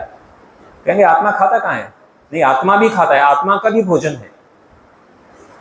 समस्या यही है कि हमारी आत्मा कमजोर हो गई है। क्यों कमजोर हो गई है? क्योंकि आत्मा का जो खुराक है, आत्मा का खुराक है भगवान के नाम का उच्चारण। हरे कृष्णा कृष्णा कृष्णा हरे हरे, हरे राम राम राम हरे हरे। जब हम ये भगवान का नाम बोल रहे हैं तो ये आत्मा का भोजन है। ये आत्मा का भोजन है। जैसे शरीर हम खा रहे हैं, शरीर को डेली हम खिला रहे हैं, आत्मा को भी खिलाना पड़ता है। आध्यात्मिकता, इसीलिए कहते हैं आध्यात्मिकता के जो साक्षात्कार होता है, आत्म साक्षात्कार का सबसे पहला सीढ़ी वो यही है कि हम ये जान जाएं कि हम शरीर नहीं हैं, हम आत्मा हैं। अगर हम आत्मा हैं तो आत्मा के लिए क्या किया? आज तक क्या किया? आत्मा के लिए हमने क्या किया? तो पहले थोड़ा सा और समझ लेते हैं कि हमारा ये जो शरीर दिख रहा है, ये शरीर 5 तत्वों का बना है, जिसके अंदर पृथ्वी, जल, अग्नि, वायु और आकाश, ये 5 तत्वों का शरीर है, जिसे पंचभूत भी कहते हैं। 5 तत्व हैं, पृथ्वी, जल, अग्नि, वायु और आकाश। ये जो शरीर दिख रहा है ये 5 तत्वों से बना है। इस शरीर के अंदर भी एक और शरीर है जो सूक्ष्म शरीर है, और सूक्ष्म शरीर जो है वह 3 तत्वों का बना है। मन जो कि दिखता नहीं है, बुद्धि जो कि दिखती नहीं है, और ईगो यानी अहंकार, मैं की भावना, ये मैं हूं। लेकिन न तो हम यह पृथ्वी, जल, अग्नि, वायु, आकाश का यह शरीर है, और न ही हम मन हैं, न तो बुद्धि है, न तो अहंकार है। हम हैं सत, चित्त और आनंद। यह 3 आत्मा या 3 तत्वों का बना है, सत, चित्त और आनंद।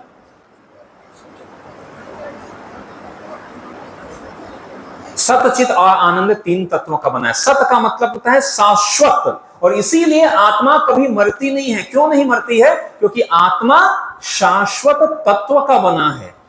ये एक तत्व है।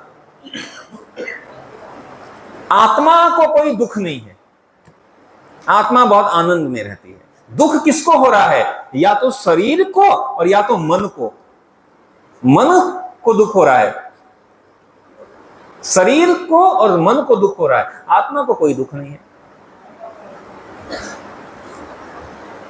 ठीक है, और आत्मा जो है ज्ञान युक्त है। तो हम जो आत्मा है वह शाश्वत तत्व, आनंद तत्व और ज्ञान तत्व के बने हुए हम आत्मा हैं। तो कुल मिलाकर यह इस 3 तरह का हो गया। यानी जो सबसे पहला कवर है यह पृथ्वी जल अग्नि वायु आकाश का बना हुआ।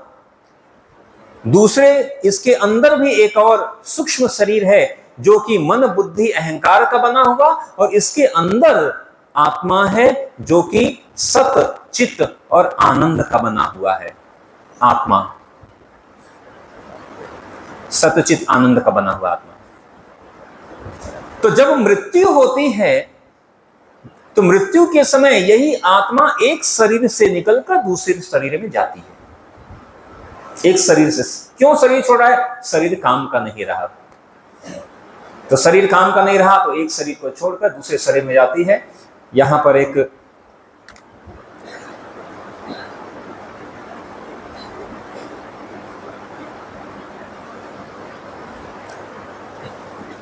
ये देखिए कैसे एक शरीर से दूसरे शरीर में आत्मा जाती है।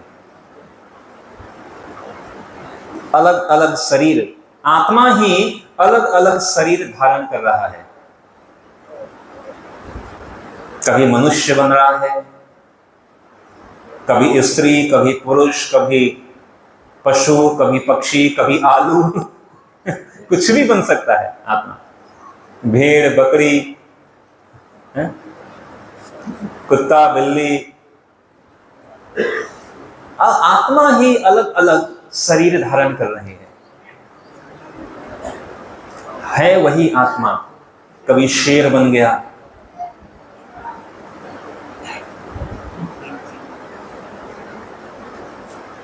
तो आत्मा जो है वह अनेकों शरीर को धारण करता है। अब प्रश्न ये है कि अगर अभी हम समझ गए कि हम आत्मा हैं, तो अब यह आत्मा जो है यह रहता कहां है? तो आत्मा जो है, जैसे यह भौतिक जगत है ऐसे ही एक आध्यात्मिक जगत है। ठीक है, तो आत्मा जो है वह आध्यात्मिक जगत में रहता है, और वहां से हम आए हैं, जिसको हम कहते हैं भगवान का धाम, जिसको हम कहते हैं बैकुंठ धाम, गोलोक धाम, जो भी नाम बुला लें। तो आध्यात्मिक जगत, जैसे ये भौतिक जगत है वैसे आध्यात्मिक जगत। अच्छा, एक प्रश्न ये भी आता है कि हमें यह शरीर किस आधार पर मिलता है?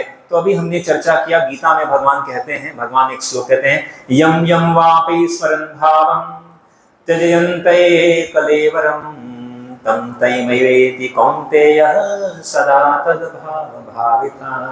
इसका अनुवाद इस प्रकार है, हे कुंती पुत्र, शरीर त्यागते समय मनुष्य जिस जिस भाव का स्मरण करता है वह उस भाव को प्राप्त होता है। इसीलिए कहा जाता है कि भाई अंतिम समय में भगवान का नाम लो। लेकिन कई बार इसको लोग गलत समझ लेते हैं। क्या गलत समझ लेते हैं? कि भक्ति अंतिम समय की बात है। क्यों? क्योंकि अंतिम समय में भगवान का नाम लेना है। तो अभी बचपन से क्यों लेने का? अभी तो ऐश करो, खाओ पियो, मौज करो, अंत समय में देख लेंगे, भक्ति कर लेंगे। लेकिन संभव नहीं, अंत समय में भक्ति करना संभव है ही नहीं। उसी प्रकार है कि कोई कहे कि हम पूरे साल भर हम पढ़ेंगे नहीं और लास्ट टाइम में एग्जाम के दिन पढ़ लेंगे तो फर्स्ट डिवीजन आ जाएंगे, नहीं होगा। ठीक है, भागवत में कहा गया है, कौमार आचरत प्राज्ञः, कि बचपन से ही भक्ति करनी चाहिए। अच्छा, जैसे मान लीजिए आपके घर अगर कोई जो है अतिथि आएगा और अतिथि को आपको अच्छे से खिलाना है, तो आप उसको क्या अर्पण करोगे? क्योंकि ऐसा है 2 दिन का पुराना बासी खाना दे दो, और वो जो फल था वो जो सड़ गया है वो दे दो, ऐसा कहेंगे? नहीं, उसको अच्छे से खिलाएंगे। हमारा शरीर जब एकदम उसमें कोई ताकत नहीं रही कुछ भी करने की। आंख से दिखाई कम देने लगा, सुनाई कम देने पड़ा, अधिक कुछ करने की क्षमता नहीं है। कहते अब भगवान, अब हम आपको समर्पित हैं। भगवान देंगे तो अब क्या करूंगा तुम्हारा मतलब भगवान को क्या गड़ा सला चीर देना है? नहीं, फ्रेश। भगवान को हम सबसे उत्तम चीज देते हैं। भगवान को कुछ अर्पित करना है तो कैसा करेंगे? सबसे उत्तम, बढ़िया से बढ़िया ला कर देंगे भगवान को। तो उसी तरह हमें यह शरीर भी भगवान की ही देन है। इसीलिए भक्ति अंतिम समय की बात नहीं है।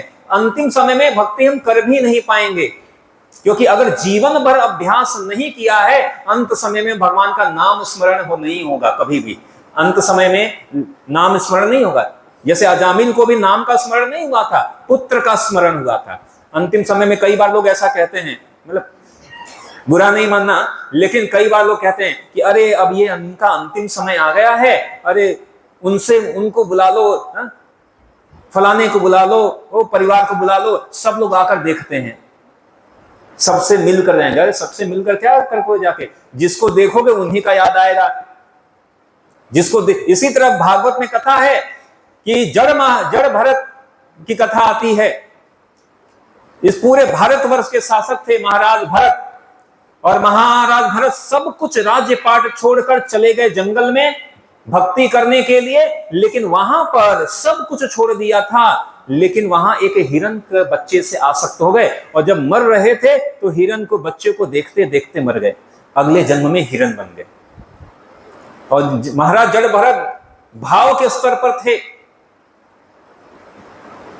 तो इसी तरह अंतिम समय में, इसीलिए हमारी संस्कृति में क्या था कि जो है 25 साल तक जो है पढ़ाई वाला ब्रह्मचारी, 25 के 50 साल तक गृहस्थ, फिर 50 से 75 साल तक वानप्रस्थ, और फिर संन्यास। अरे सब कुछ छोड़ दो, अंतिम समय में केवल भगवान का स्मरण। आजकल लोग संन्यास लेते नहीं है ही नहीं। संन्यास का लेने का मतलब ये नहीं कि घर, संन्यास का लेने का अर्थ यह है कि भगवान को समर्पित होकर भगवत भक्ति।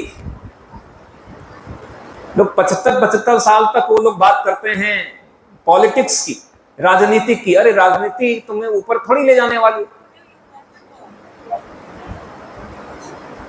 तो इसलिए महत्वपूर्ण क्या है कि हम आध्यात्मिकता को शुरुआत से ही लें। जब हम अभ्यास किए रहेंगे तब अंत समय में याद आएगा भगवान का।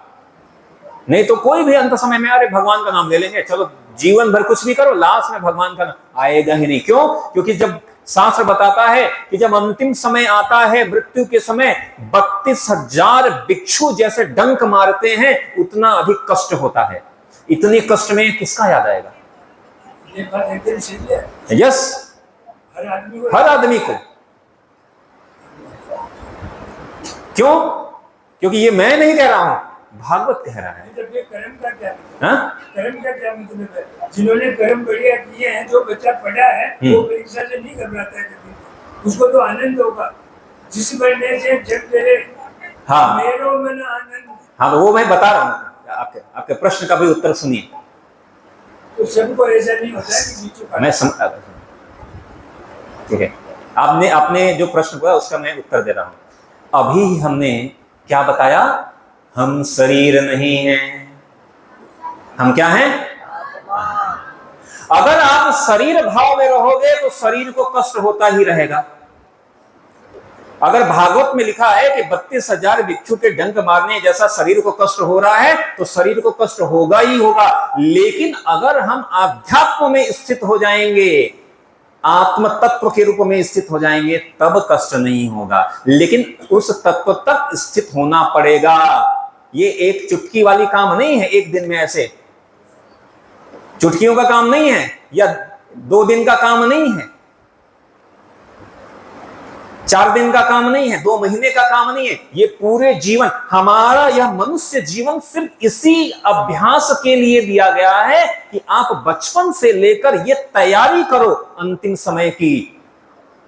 अगर नहीं किया तो कष्ट तो झेलना पड़ेगा। और थोड़ी देर के लिए एक चीज और मैं कहना चाहूंगा। क्या कहना चाहूंगा वो सुनिए, उसी प्रश्न से संबंधित है। हम कहते हैं कि हम भक्ति करेंगे तो हमें कोई कष्ट नहीं होगा, सही सही बात है, लेकिन यह भी पहली स्टेज है, प्राथमिक। ये ध्यान रखना भाई, भक्ति, भगवान की भक्ति सुख प्राप्त करने के लिए और दुख का निवारण करने के लिए नहीं है।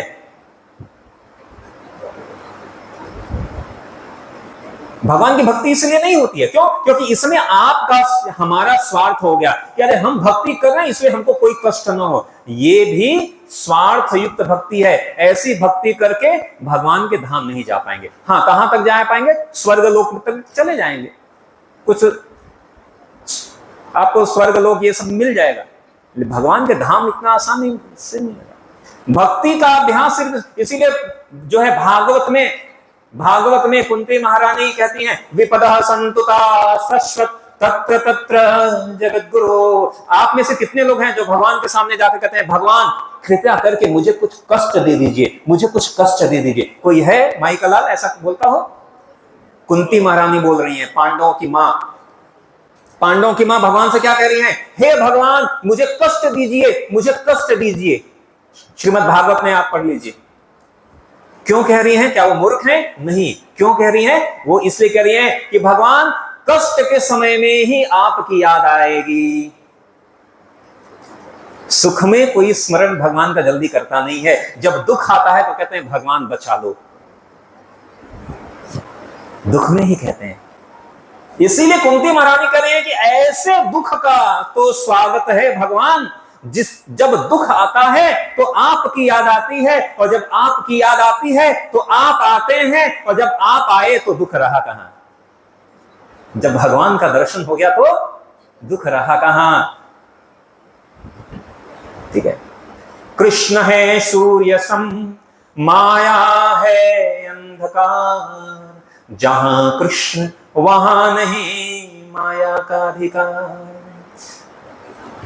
अब आप क्या कहेंगे? पांडव के साथ भगवान साथ साथ में चल रहे हैं, पांडव से अधिक किसी को कष्ट हुआ क्या?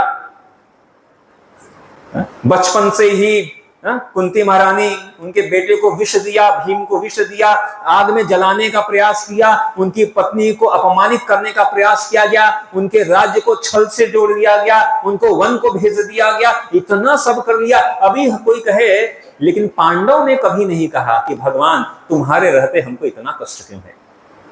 हम रहते तो जरूर कहते, अरे हे भगवान आप हमारे साथ हो, इतना कष्ट, इसीलिए हम पूरी भक्ति किए थे क्या? इसीलिए हम आपके मंदिर आते हैं क्या? इसीलिए आपका नाम भजन करते हैं क्या? पांडवों ने नहीं कहा। क्यों नहीं कहा? उन्होंने कहा भगवान कष्ट है आने दो, ऐसे भी ये शरीर तो एक न एक दिन तो जाना ही है, सुख और दुख। इसीलिए भगवत गीता का शुरुआत कहां है? सुख दुखे समय कृत्वा लाभा लाभौ जया जयो। सुख और दुख को संभाव में देखो, मान अपमान को संभाव में देखो, जय पराजय को संभाव में देखो। ये प्रारंभ है भक्ति का, भक्ति नहीं है ये। तो हम भक्ति इसलिए नहीं करते हैं कि अरे मरते समय हमें आनंद में आएगा, नहीं, इसलिए नहीं कर रहे हैं। अरे भाई कुछ भी है, सुख है दुख, ये शरीर जब तक है तो दुख रहेगा ही रहेगा। भगवान ने स्टैंप लगा दिया है, दुखालयम अशाश्वतम, दुखों का घर है तो दुख तो रहेगा। लेकिन इस दुख में भी अगर दुख आता है, हम जो भक्त है वो कहता है स्वागत है, सुख है स्वागत है, दुख है स्वागत है। भगवान आप जो देना चाहो स्वागत है, आपका स्मरण कभी नहीं छोड़ेंगे, आपको कभी भूलेंगे नहीं। इसको कहते हैं भक्ति। कुछ भी कर लो, ये शरीर तो जाना ही है। हम बहुत बड़े बन गए भक्त, क्या हम बीमार नहीं होंगे? बीमार होंगे भाई। बूढ़े नहीं होंगे क्या? कहेंगे अरे हम इतना भक्ति कर रहे हैं, क्यों बूढ़े हो रहे हैं? कमर क्यों दर्द कर रहा है? आंखें क्यों कमजोर हो रही है? अरे भाई ये होगा ही, क्योंकि ये शरीर का प्रभाव है, आत्मा को थोड़ी प्रभाव पड़ रहा है। हम आत्मा हैं, लेकिन जब तक शरीर भाव में स्थित रहेंगे, चाहे कितने अच्छे कर्म कर लो, दुख तो रहेगा ही। लेकिन उस दुख से क्या है? जब आत्म तत्व में स्थित होंगे, यही तो हम बात बता रहे हैं। क्या बता रहे हैं? कि हम शरीर नहीं हैं, हम आत्मा हैं, और हमें आत्मा तत्व को समझकर आत्म तत्व में स्थित होना है। ये एक दिन की चुटकियों का काम नहीं है। हम भले ही हम कहते हैं कि अरे हम तो आत्मा है, लेकिन एक व्यक्ति आकर 4 गाली हमको दे दे, तुरंत मारने के लिए हम दौड़ पड़ते हैं। अरे तुम आत्मा हो ना, गाली तो शरीर को दिया ना, आत्मा को कहां दिया? आत्मा को कोई गाली दे सकता है क्या? मारा किसको? इस शरीर को मारा ना। इसीलिए पहले के साधुगण, उनको कोई प्रभाव नहीं पड़ता था, उनको कोई प्रभाव नहीं पड़ता था, कुछ भी कर दे, कहें अरे कोई गाली दे दे। साधु वही व्यक्ति है जो माला अगर पहनाया जाए तो माला को भी स्वीकार कर ले, और अगर कोई 4 गाली दे तो उसको भी विनम्रता से स्वीकार करे। धन्यवाद आपका, आपने गालियां दी मुझे, ठीक है, आपने मुझे बुरा कहा, कोई न तो प्रशंसा का कोई प्रभाव, न तो कभी थाली और कभी गाली। जब यह दोनों संभाव दिखने लगे तब हम हैं भक्त। ऐसे भक्त होंगे तो फिर शरीर में कितने असंख्य कष्ट हो कोई पर, क्योंकि ये सारे कष्ट शरीर को होंगे, हमें नहीं, क्योंकि हम हैं आत्मा। तो हमको आत्मा तक, हम आत्मा तो हैं ही, लेकिन इस स्तर तक पहुंचना पड़ेगा भाई। यही तो गीता का सार है, यही तो भागवत का सार है। प्रहलाद महाराज को कष्ट नहीं हुआ क्या? होता था कष्ट, लेकिन उन कष्टों में भी जब भगवान का स्मरण हो, यही भक्ति का भाव है। जीवने मरने गति यार नाही मोर, चाहे भगवान आप जीवित रखो, मारो, कुछ भी करो, कोई दिक्कत नहीं है हमें, बस आपकी जो मर्जी है वो करो, आपकी जो मर्जी हो। आप अगर ये चाहते हो तो करो, आप चाहे जीवित रखो या मार दो, हर जन्म जन्म में हम आपके दास रहेंगे। ये है भक्ति, इसको कहते हैं शरणागति, यह है भक्ति। तो यहां तक हम सबको पहुंचना है, ऑप्शन नहीं है। कई बार लोग ऐसा कहते हैं, अरे हम कई बार हम कहते हैं अरे आप भगवान का नाम लेंगे, कहते हैं नहीं नहीं नहीं, मेरे को इंटरेस्ट ही नहीं है, रुचि नहीं है। कुछ लोग कहते हैं हमारे पास समय ही नहीं है। अरे आपके लिए क्या 24 घंटे के अलावा दिन में 26 घंटे भगवान देंगे तब करेंगे क्या? सभी के लिए वही 24 घंटे रहेंगे, किसी के लिए समय कम या अधिक नहीं होगा, ठीक है। कहते हैं कोई रुचि नहीं लेंगे, तो हमारे पास ऑप्शन ही नहीं है कि आप या हम भक्ति करेंगे या नहीं करेंगे। केवल ऑप्शन इतना है कि अभी करेंगे या अनेकों अनेकों जन्मों के दंड भोगने के बाद करेंगे, लेकिन करना तो पड़ेगा। पुनरपि जननम पुनरपि मरणम पुनरपि जननी जठरे शयनम, बार बार जन्म मृत्यु। और अभी हमने बताया कि जन्म लेना ही बड़ा समस्या का कारण है, क्योंकि जन्म लेने के बाद बूढ़ा होना पड़ता है, बीमारी सहनी पड़ती है, मरना पड़ता है। कोई मरना चाहता नहीं है। बड़ा कष्ट है जन्म में, बड़ा कष्ट है मरने में, बड़ा कष्ट है बीमारी में, बड़ा कष्ट है बुढ़ापे में। भगवान ने इस पर दया करके हमको दे दिया मनुष्य का जीवन कि बेटा जाओ, ये मनुष्य जीवन मिला है। क्योंकि पशु पक्षी के जीवन में तुम कुछ नहीं कर सकते, बस खाओ पियो और मर जाओगे, लेकिन मनुष्य जीवन दिया है, कुछ बुद्धि विवेक है, इस बुद्धि विवेक का उपयोग करो और भक्ति करो, भगवान का नाम लो। इस भक्ति के आधार पर तुम अंते नारायण यम वापि स्मरम भाव, अंत समय में मेरा स्मरण करते हुए मेरे धाम आ जाओ, फिर तुमको दोबारा ये भौतिक जगत में जाने की जरूरत नहीं है।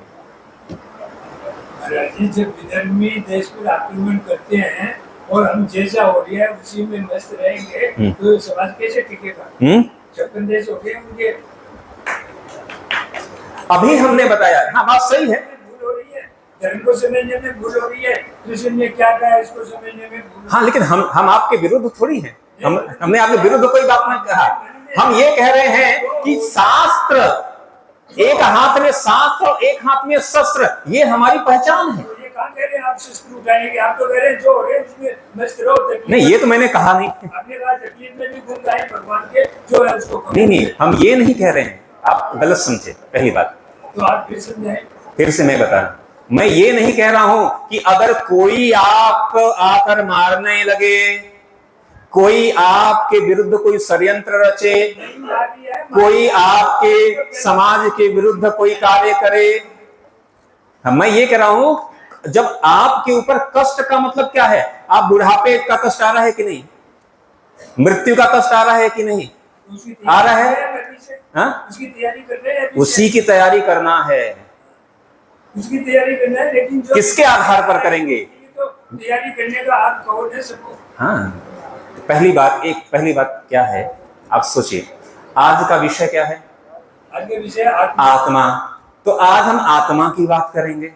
तो एक दिन में हम सारी बात कर सकते हैं? नहीं। इसीलिए मैंने कहा कि जब आप पहले दिन, दूसरे दिन, तीसरे दिन, चौथे दिन, पांचवें दिन, जब अंतिम दिन आओगे, जिस दिन हम कह रहे हैं कि भगवत गीता का व्यवहारिक ज्ञान, तो वहां पर भगवत गीता के व्यवहारिक ज्ञान में हम आपको क्या बता रहे हैं? गीता तो शुरुआत यहां से हुई है, जहां भगवान कह रहे हैं कि अर्जुन कह रहा है कि मैं शस्त्र नहीं उठाऊंगा, भगवान कह रहे हैं तुमको लड़ना पड़ेगा। पूरी गीता भगवान ने सिर्फ इसलिए बोली कि अर्जुन जो है गांडी उठाकर युद्ध करे। मैं कहां मना कर रहा हूं? मैं तो उसी गीता का उपदेश दे रहा हूं आपको, उसी गीता का उपदेश दे रहा हूं। लेकिन कहने का मतलब है, जब बच्चा पहली क्लास में है, दूसरी क्लास में है, और आप उसको कहोगे कि आप इंटरमीडिएट की तैयारी शुरू कर दो, अरे बेटा पहले प्राइमरी की पढ़ाई करो, उसके बाद हाई स्कूल की पढ़ाई करो, फिर इंटरमीडिएट की पढ़ाई करो, और उसके बाद अलग अलग दिन अलग अलग ज्ञान मिलेगा। तो आज क्या है? आत्मा का ज्ञान हम बात कर रहे हैं। तो आत्मा का ज्ञान का क्या कह रहा है कि आत्मा को तो कोई कष्ट होता नहीं है, यही हम बता रहे हैं। हमारी ऐसी परंपरा है कि जो भक्ति के साथ साथ भक्ति का मतलब ये नहीं है कि सब कुछ छोड़ दो। भगवान गीता में अर्जुन को क्या कहे? अपना स्वधर्म मत छोड़ो। अर्जुन ने कहा मैं छोड़कर भीख मांगता हूं। भगवान ने कहा तुम क्षत्रिय हो, तुमको लड़ना पड़ेगा। तो भगवान ने ये नहीं कहा अरे छोड़ो, ये सब क्या करना है, तुमको क्या जरूरत पड़ी है युद्ध करने की, सब छोड़ो, ये सब तो मोह माया है, सब छोड़कर तुम जंगल में जाओ। भगवान ने ऐसा नहीं कहा, और न ही हम ऐसा कह रहे हैं। हम तो गीता के ज्ञान को अक्षरशः बता रहे हैं, जो भगवान ने उपदेश दिया। भगवान अभी दूसरे अध्याय में अर्जुन को क्या कहे? मांसाशि जीर्णानि यथा विहाय, ये बात कहे। फिर उसको दिव्य ज्ञान दिए। फिर अंतिम समय में भी अर्जुन को क्या कर रहे हैं? खड़े हो, युद्ध करो। यत्र योगेश्वरः कृष्ण यत्र पार्थो धनुर्धरः, जहां कृष्ण है, जहां अर्जुन है, वहां विजय है, वहां कीर्ति है। और इसी गीता को सुनकर अर्जुन ने युद्ध किया। लेकिन युद्ध करने से पहले तैयारी महत्वपूर्ण है। युद्ध करने से पहले तैयारी महत्वपूर्ण है। आपके हाथ में दे दिया जाए तलवार और चलाना आता नहीं है, डंडे से कोई आकर मार के चला जाएगा। आपके हाथ में बहुत पावरफुल तलवार है, महाराणा प्रताप का भाला है, चलाना आता नहीं है, एक व्यक्ति आएगा वो डंडे से मारकर चला जाएगा। चलाना सीखो। हमारी परंपरा शस्त्र और शास्त्र दोनों की है। एक हाथ से शस्त्र और एक हाथ से शास्त्र चलाने की है। लेकिन केवल एक भाग पर हम केवल ले लें कि हम केवल शस्त्र चलाएंगे, नहीं, शास्त्र भी।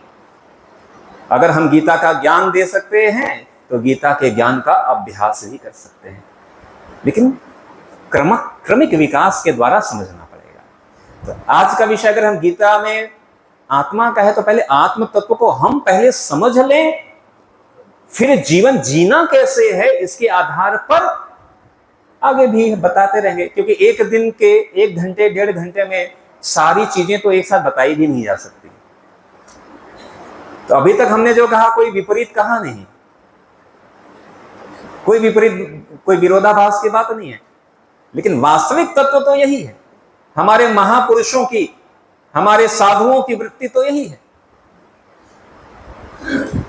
कि जब स्वयं के लिए कुछ सहन करने की बात आती है तो वो सहन करते हैं, लेकिन जब समाज पर, इसीलिए कहा गया 6 प्रकार के आतताइयों का वर्णन किया गया है। शास्त्र में कहा गया है कि कभी भी यह आतताइयों पर, उनके ऊपर आप ऐसा नहीं कर सकते, नहीं भाई हम तो आत्मा नहीं, ऐसा नहीं करना। कब? कौन कौन से आतताई? कि जैसे एक आतताई कहा गया, घर में कोई आग लगाने आ जाए, कोई आपको जान से मारने के लिए आ जाए, कोई आपके परिवार वालों को मारने के लिए आ जाए, ठीक है। तो इस तरह कुछ इन आतताइयों का वर्णन है। शास्त्र कहता है कि इन आतताइयों के समय आपको क्या करना है? इनका विरोध, इनको अगर इनको आप मारते हो तो वहां पर आपको पाप नहीं लगता है। जबकि स्वाद के लिए किसी पशु को मार लोगे तो पाप लग जाएगा, किसी व्यक्ति को मार लिए हत्या का पाप लग जाएगा। लेकिन अगर कोई आपको मारने आ गया किसी भी रूप में, ठीक है, कोई षड्यंत्र कर रहा है आपके खिलाफ, आप वहां पे नहीं कहोगे अरे हम तो क्षमा भाव, नहीं, वहां पर आप उठें। गीता का यही ज्ञान है। लेकिन उससे पहले, उठाने से पहले दोनों ज्ञानों को महत्वपूर्ण है। नहीं तो बारंबार, ठीक है, बारंबार जो है हमें अपने कर्तव्य का पालन करना है, इस शरीर से संबंधित भी कर्तव्य का पालन करना है, लेकिन अल्टीमेट आत्मा का कर्तव्य है। और आत्मा के कर्तव्य में शरीर का कर्तव्य बाधा नहीं पहुंचता है। सबसे बड़ी विडंबना यही है, सब लोग सोचते हैं कि अरे भक्त बन जाएंगे तो हमारा देश कौन संभालेगा, ये कौन करेगा। अरे कौन, किसने कहा है कि भक्त होकर आप ये कार्य नहीं कर सकते हैं? भक्त होकर महादेव सबका संहार कर सकते हैं, भक्त होकर जो है ब्रह्मा जी सबका सृष्टि कर सकते हैं, तो क्या हम नहीं कर सकते? अर्जुन भक्त होकर युद्ध लड़ सकते हैं, युधिष्ठिर महाराज भक्त होकर पूरा साम्राज्य, पूरे भारतवर्ष का शासन चला सकते हैं। भक्त का मतलब ये नहीं है कि बस केवल ये माला लेकर और कुछ नहीं करता, नहीं।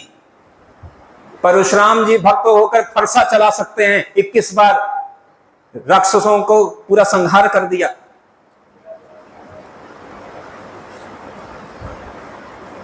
तो भक्त का मतलब होता है कि हर परिस्थिति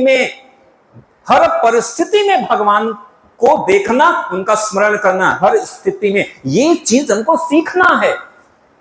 हम युद्ध तो कर रहे हैं लेकिन भगवान का नाम लेकर युद्ध नहीं कर रहे हैं, तो उस युद्ध से आप जीत भी जाओ, कोई फायदा नहीं है। क्या फायदा? ठीक है, अगर एक विद्यार्थी है तो भगवान की प्रसन्नता के लिए पढ़े, एक गृहिणी है तो भगवान की प्रसन्नता के लिए कार्य करे, जॉब कर रहे हैं, बिजनेस कर रहे हैं, राजनीति में जो भी है, हर जगह भगवान का स्मरण करते हुए अभी हम क्या समझते हैं कि भक्ति अलग है और हमारा जीवन अलग है। नहीं भाई, हमारा जीवन भक्ति के लिए ही बना है और भक्ति में हमारे सारे कार्य समाहित हैं, सारे कार्य समाहित हो सकते हैं भक्ति में। यही तो गीता भागवत का उपदेश है भाई। गीता भागवत ने केवल ऐसे व्यक्ति का वर्णन नहीं किया है कि जो केवल जंगल हिमालय पर जाकर तपस्या कर रहा हो, केवल उसका वर्णन नहीं किया गया है। ऐसे वह लोगों का वर्णन किया है जो हमारे समाज में रहते हुए ही सारे कार्यों में कार्य कर रहे हैं, भक्ति में कार्य कर रहे हैं। चाहे राजा बनकर, चाहे पॉलिटिशियन बनकर, चाहे गृहिणी बनकर, ये सीखना है। इसके लिए हम आपको ज्ञान दे रहे हैं। ठीक है, तो आज हम यहां पर समाप्त करते हैं और कुछ 1-2 प्रश्न ले सकते हैं, आगे इसको हम कंटिन्यू करेंगे। हरे कृष्ण।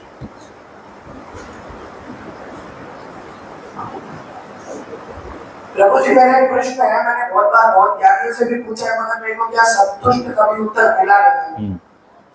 प्रश्न ये है कि आपने आज जैसे आत्मा के विषय में बताया कि आत्मा को ना कोई शस्त्र छेद सकता है, ना कोई आग जला सकती है, मतलब उसको कोई कष्ट नहीं होता।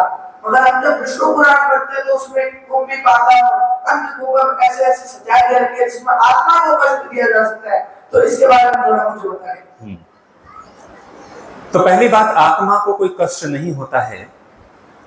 जैसे इस भौतिक जगत में हमें ये शरीर मिला है, उसी तरह नारकीय लोकों में हमें एक अलग शरीर मिलता है जिसको कहते हैं यातना शरीर।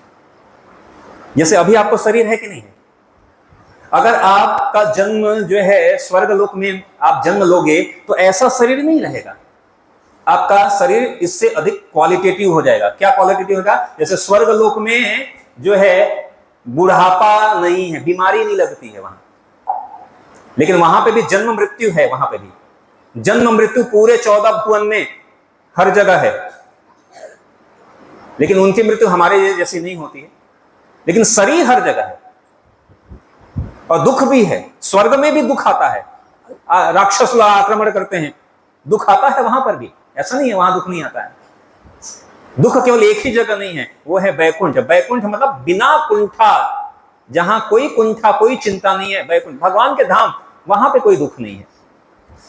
तो जब मनुष्य अपने कर्म के आधार पर उसको कोई सुख का भोग भोगना होता है, तो उसको अगर अच्छा शरीर मिल जाएगा, अच्छा तुम जाओ स्वर्गलोक में जाओ, या कुछ कम किया है, अच्छा तुम कोई बात नहीं, दोबारा तुमको मनुष्य शरीर मिल गया, अच्छा किसी ने अच्छे काम नहीं किए, चलो तुमको कुत्ता बना दिया, बंदर बना दिया, बिल्ली बना दिया, और बहुत पाप पूर्ण काम किया है तो नरक में चले गए, वहां पर आपको विशेष शरीर मिलता है जिसको कहते हैं यातना शरीर। और यातना शरीर ऐसा होता है जो कि शरीर के अंदर भेद दिया जाएगा, लेकिन शरीर मरेगा नहीं, लेकिन कष्ट अभी के शरीर से भी 10 गुना अधिक कष्ट होता है यातना शरीर में।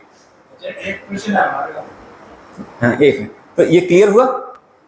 तो यातना शरीर जो है हमें मिलता है, वो ऐसा शरीर नहीं होता है, वहां पर और अधिक अनुभव हो कष्ट का, लेकिन मरेगा नहीं, उसको खौलते तेल में उबाला जाएगा लेकिन मरेगा नहीं, लेकिन कष्ट बहुत होगा, तो वो विशेष शरीर है। जैसे आपने कहा कि हम आत्मा, उसी के बात से शब्दों के हिसाब से तो समझ में नहीं आ रहा।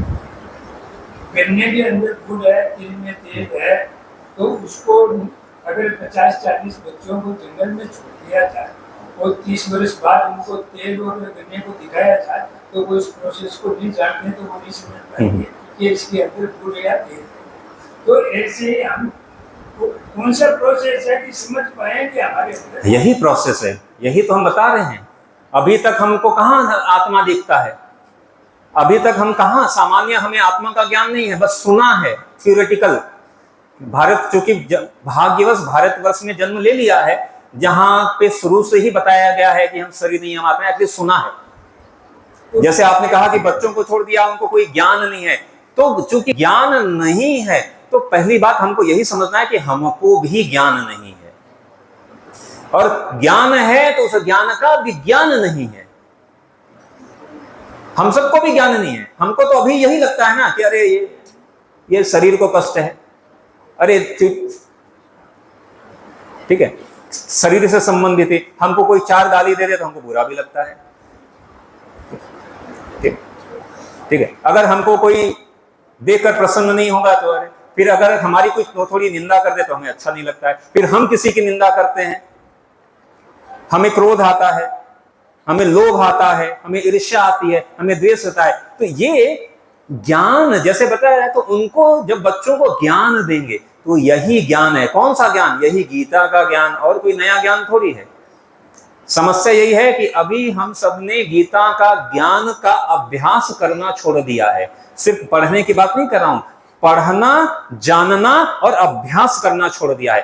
पहले हर व्यक्ति को गीता, रामायण, भागवत का सिर्फ ज्ञान नहीं, उस ज्ञान का अभ्यास भी था।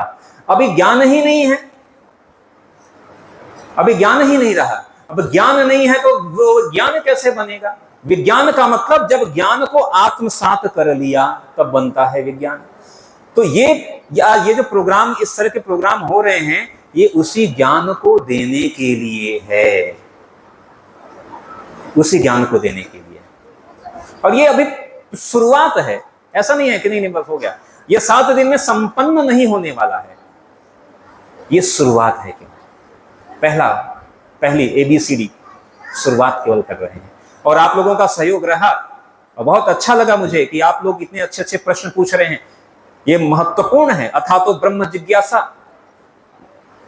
तो पुनः आप बहुत, आज का समय यहाँ पर समाप्त हो गया है, तो आप सबका बहुत बहुत आभार है। और इसको भी और हम, ये आज का ये स्लाइड अभी खत्म नहीं हुआ है, तो इससे और आगे, और फिर अगला सत्र भी कल हम लेंगे इसी क्रम में। कल इसको इसी में आगे भी लेंगे, ठीक है। हरे कृष्ण। हरे कृष्ण। कुछ सूचनाएं हैं। आज थोड़ा सा व्यवस्थाओं में परिवर्तन है। व्यवस्था अच्छा बनाए रखने के लिए आप सबके सहयोग बहुत जरूरी है।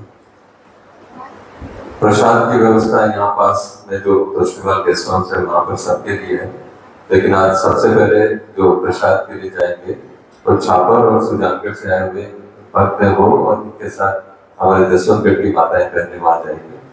गौड़ीय वैष्णव परंपरा में सभी छोटी चाहे 5 वर्ष की बालिका हो या बड़ी हो, सबको माता कह के संबोधित करते हैं, ऐसा कल मुझे प्रभु जी ने बताया था। और जितने भी पुरुष हैं उनको जेंट्स कहा जाता है, चाहे छोटा हो या बड़ा हो। तो सभी प्रभु जी यहीं रुकेंगे 10 मिनट के लिए, तब तक माताएं और छापर और सुजानगढ़ से आए हुए भक्त प्रसाद पाएंगे। आप सभी वहां प्रसाद करें और